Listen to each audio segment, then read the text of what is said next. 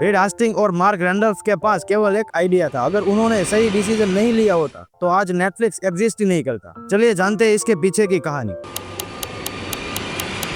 20 साल पहले नेटफ्लिक्स केवल एक डीवीडी बेचता था और आज 230 मिलियन लोगों के पास अवेलेबल है। सोचिए इतना बड़ा बदलाव कैसे। साल 1997 की बात है। उस समय लोग डीवीडी लेने और लौटाने से परेशान थे। लेट फी, लंबी लाइनें और लिमिटेड मूवी, सबका टाइम वेस्ट हो रहा था।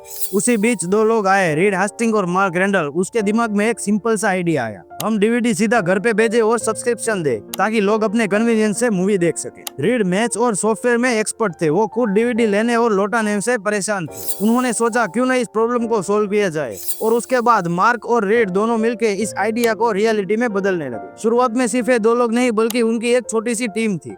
इंजीनियर्स ने डीवीडी प्लेटफॉर्म बनाया और उसके बाद स्ट्रीमिंग की तैयारी की। कंटेंट क्रिएटर ने सही मूवी को चुना और ग्राउंड वर्क किया। साल 2000 में लोगों के बीच ट्रेंड बदल रहा था। लोग सोच रहे थे कि अब हम टीवी की फिक्स टाइमिंग नहीं बल्कि अब हम हमारे कन्वीनियंस से शो देखें। रीड और मार्क ने इसे समझा और नेटफ्लिक्स को पायोनियर बनाया। अर्ली इन्वेस्टर और सपोर्टर ने भी बहुत बड़ा साथ दिया। फ्रेंड, फैमिली और स्मॉल इन्वेस्टरों ने भी रिस्क लिया और सोचा कि डीवीडी सब्सक्रिप्शन का बिजनेस भी प्रॉफिटेबल हो सकता। दो लोगों का सिंपल आइडिया प्लस ट्रेंड को समझना और प्लस सही टीम इक्वल दुनिया का सबसे बड़ा स्ट्रीमिंग प्लेटफॉर्म। अब जब हम दोस्तों जान गए हैं कि नेटफ्लिक्स के पीछे कौन लोग थे और उसका विजन क्या था, तो चलिए जानते हैं कि नेटफ्लिक्स है क्या और उसने एंटरटेनमेंट की दुनिया को कैसे बदल दिया। सोचिए दोस्तों, एक कंपनी जो शुरुआत में डीवीडी बेचती थी और आज 200 प्लस मिलियन मोबाइल यूजर के साथ एक जायंट बन गई। किसने सोचा था कि एक छोटा सा आइडिया दुनिया बदल देगा। नेटफ्लिक्स एक ऑनलाइन प्रोग्राम है जहां आप TV shows, movies, documentary, film और ओरिजिनल कंटेंट भी देख सकते हैं। मतलब दोस्तों, अब आपको टीवी की फिक्स टाइमिंग की जरूरत नहीं पड़ेगी क्योंकि आप अब कोई भी शो कहीं भी देख सकते हैं। साल 2000 में नेटफ्लिक्स लगभग बैंकरप्ट होने वाला था क्योंकि डीवीडी रेंटल खर्च ज्यादा और प्रॉफिट कम हो रहा था। लेकिन सही डिसीजन और विजन ने इनको बचा लिया और आज और एंटरटेनमेंट की दुनिया का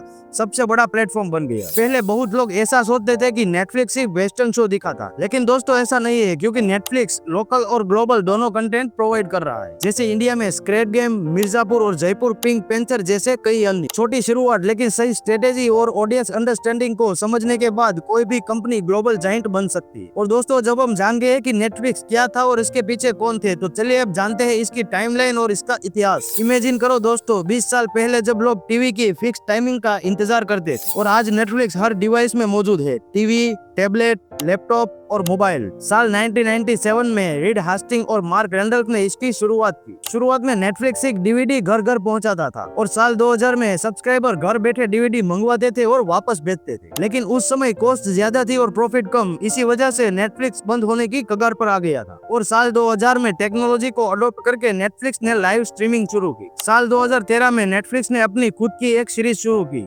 हाउस ऑफ कार्ड। इसे नेटफ्लिक्स सिर्फ स्ट्रीमिंग प्लेटफॉर्म नहीं बल्कि कंटेंट क्रिएटर भी बन गया। साल 2025 तक नेटफ्लिक्स 190 से भी कंट्रीज में अवेलेबल है और 230 मिलियन से भी ज्यादा सब्सक्राइबर है। लोकल कंटेंट क्रिएशन भी शुरू हुआ जैसे कि इंडिया के स्क्वैड गेम और मिर्जापुर। नेटफ्लिक्स ने हर एक ट्रेंड को पहले अपनाया और कस्टमर की नीड को समझी। अब जब हम दोस्तों टाइमलाइन देख चुके हैं तो चलिए जानते हैं कि नेटफ्लिक्स कहां और कैसे डोमिनेट कर रहा है। नेटफ्लिक्स की कहानी केवल यूएसए तक सीमित नहीं रही। छोटे से डीवीडी रेंटल स्टार्टअप ने धीरे धीरे दुनिया के हर कोने में जगह बनाई और नेटफ्लिक्स का हेडक्वार्टर है कैलिफोर्निया में और नेटफ्लिक्स 190 प्लस देशों में अवेलेबल है। हर कंट्री के पब्लिक को ध्यान में रखते हुए नेटफ्लिक्स ने रीजनल कंटेंट प्रोडक्शन शुरू किया। इंडिया की केस स्टडी देखे तो लोकल लैंग्वेज, अफोर्डेबल सब्सक्रिप्शन और कंटेंट ने नेटफ्लिक्स को इंडिया की मार्केट में बहुत स्ट्रॉन्ग पोजीशन बना दी। नेटफ्लिक्स ने साबित किया कि सिर्फ ओरिजिनल आइडिया ही नहीं बल्कि ऑडियंस की नीड और कल्चर को समझना भी एक ग्लोबल सक्सेस का कारण बन सकता है। तो दोस्तों, हम जानते हैं कि नेटफ्लिक्स इतना इम्पोर्टेंट और रिलेवेंट कैसे है। और दोस्तों, अब सवाल यह है कि नेटफ्लिक्स ने इतना बड़ा नाम कैसे बनाया और कैसे सर्वाइव किया जबकि साल 2000 में नेटफ्लिक्स बंद होने की कगार पर आ चुकी। सबसे पहले दोस्तों, रीड और मार्क ने ट्रेंड को समझा। उसने सोचा कि फ्यूचर ऑनलाइन का है तो ये डीवीडीज आउटडेटेड होने वाली। इसके बाद नेटफ्लिक्स ने अपने कंटेंट की दुनिया को ही बदल दिया। फिर उसने शुरू किया ओरिजिनल शोज बना जैसे कि हाउस ऑफ कार्ड और स्ट्रेंजर थिंग्स, और जिसके कारण नेटफ्लिक्स सिर्फ स्ट्रीमिंग प्लेटफॉर्म नहीं बल्कि कंटेंट क्रिएटर भी बन गया। ग्लोबल एक्सपेंशन भी एक बड़ा गेम चेंजर था। नेटफ्लिक्स ने सिर्फ यूएसए को नहीं फोकस किया बल्कि उसने